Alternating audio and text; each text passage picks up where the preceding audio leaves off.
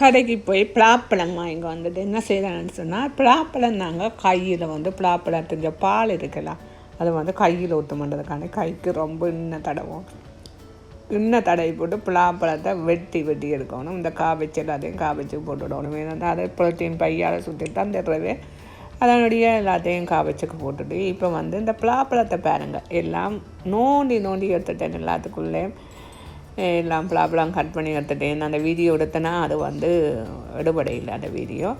அந்த கட் பண்ணினது கையில் ஒட்டாது, இந்த பால் ஒட்டாது, பலாப்பழத்தின் பால் ஒட்டாது. அதன் தான் நான் பார்த்திங்களா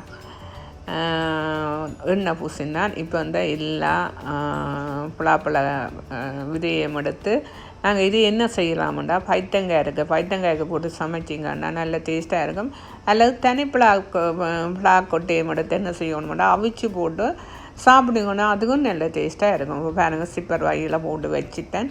இதை கொண்டே ஃப்ரிட்ஜில் வச்சுட்டு ஒவ்வொரு நாளைக்கு 2 இல்லாத 3 எடுத்து சாப்பிட நல்லா டேஸ்ட்டாக இருக்கும். பலாப்பழம் நல்ல சத்து, ஆனால் டேஞ்சர்னு சொல்லினோம். ஆனால் பலாப்பழத்துக்கு அவ்வளோ சத்து இருக்கின்றது. கவனம், இதை சாப்பிடும்போது கொக்கோகோலாவை கொடுத்து விடாதீர்கள்.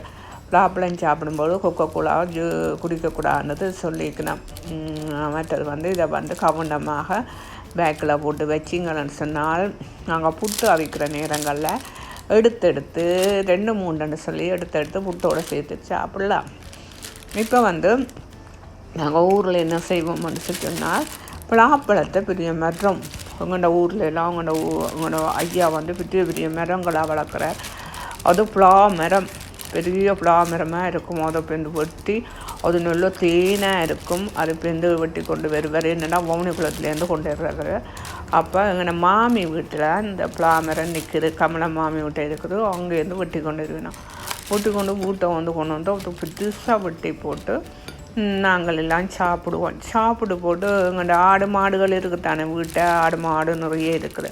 அப்போ நாங்கள் என்ன செய்வோம்னா, அந்த சாப்பிட்டுட்டு அந்த கோது இருக்குல்ல, இங்கே அந்த கோதை காட்டுறேன்னு பாருங்க, அந்த கோதை ஆட்டுக்கு போட்டு ஆடு நல்லா சாப்பிடும்.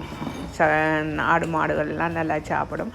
இந்த கோது நாங்கள் இப்போ என்ன செய்யணும், காய்ச்சி கறிக்கணும். நன்றி, வணக்கம். என்னுடைய வீடியோவுக்கு சப்ஸ்கிரைப் பண்ணுங்கள்.